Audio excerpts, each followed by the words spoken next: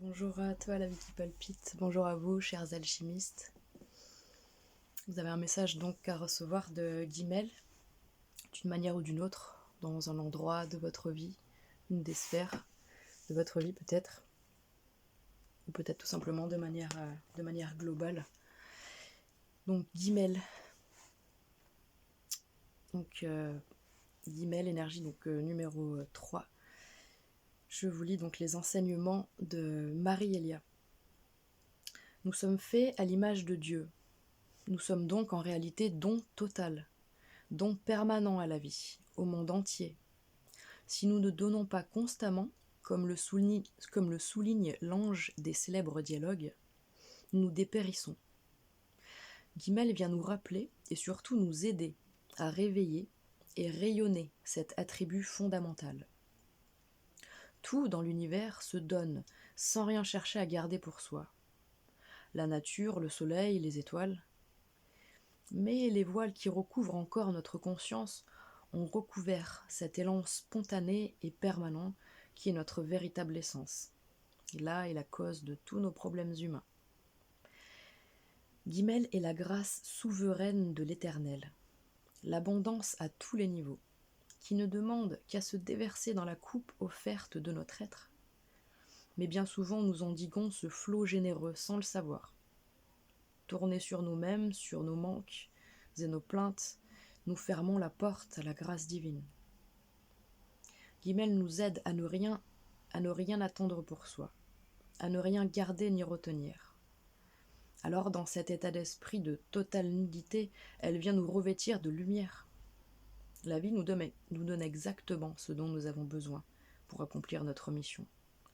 Cela ne signifie pas qu'il ne faut rien demander au divin, bien au contraire, mais dans une ouverture et une confiance totale quant à la forme que prendra la réponse. Car elle vient toujours. Aucun appel ne reste sans réponse pour celui qui sait l'entendre. Oui, nous sommes aimés infiniment.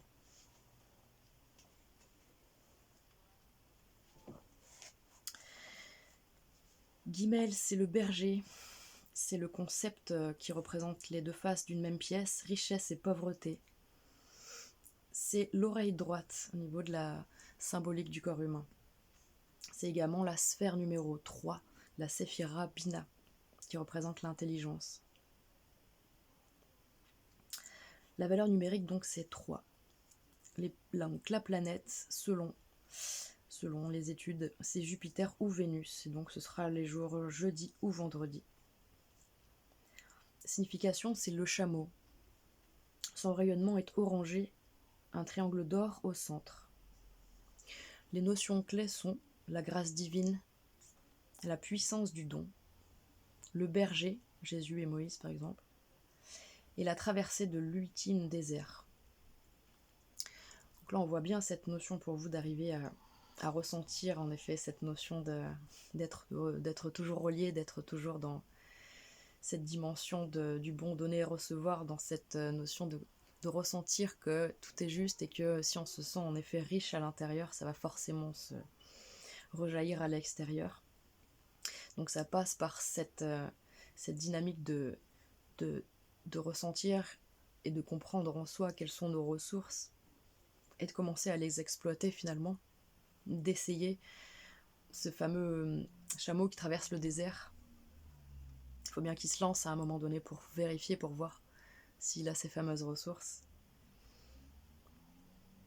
Donc n'hésitez pas, pour le coup là c'est le chiffre 3, c'est vraiment cette idée d'expression. Il y a vraiment quelque chose qui doit sortir de l'intérieur de vous, pour arriver vers les extérieurs, puisque vous êtes au 3, donc juste avant vous étiez au 2, et juste avant donc c'était ce fameux 1, Aleph, qui dit il y a tout. Et donc tu peux te mettre en haut, tu as tous les attributs. En 2, du coup, il y a cette forme de ressentir profondément dans quelle mesure on peut se mettre en action et déployer ce fameux 3.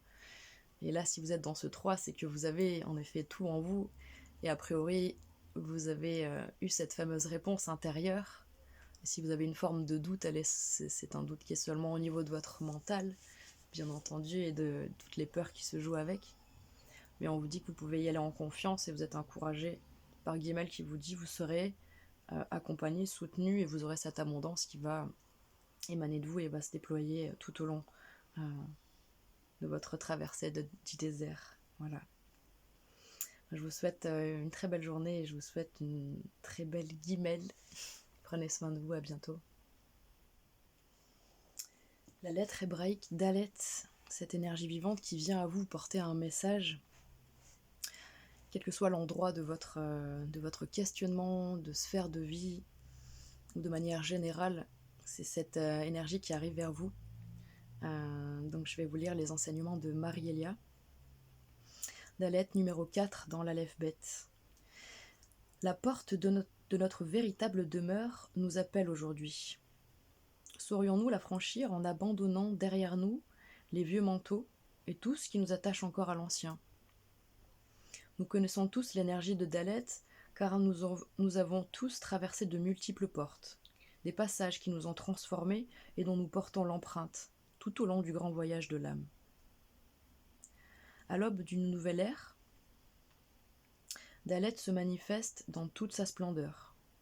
Elle est bien la porte ultime de la maison du grand retour, où le royaume de lumière, dont nous avons la nostalgie, devient un avec la terre vivante. Dalet évoque une notion de dépouillement, de mise à nu.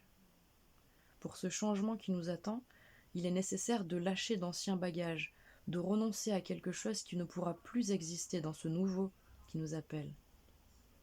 Dalet n'est pas toujours facile à intégrer, car grande est son exigence. Elle est pourtant amour infini.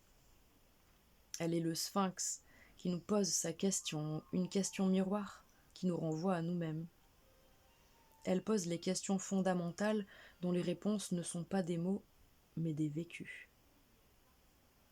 Elle est le gardien du seuil qui ne s'incline que devant le pur élan de notre âme. Dalet est l'initiale du mot Da'at, la connaissance. Da'at est le joyau qui brille sur le front de l'homme nouveau. La connaissance vivante qui est notre héritage et que le mental humain ne peut pas saisir.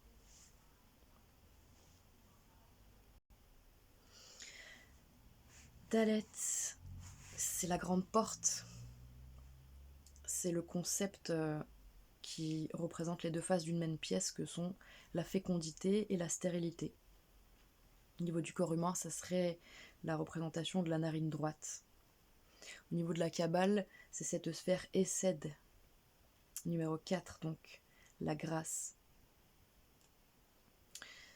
Donc c'est associé à la planète Mars ou Jupiter selon les travaux, selon les époques, et donc c'est rattaché donc au jour de la semaine mardi ou jeudi, en fonction de Mars ou Jupiter.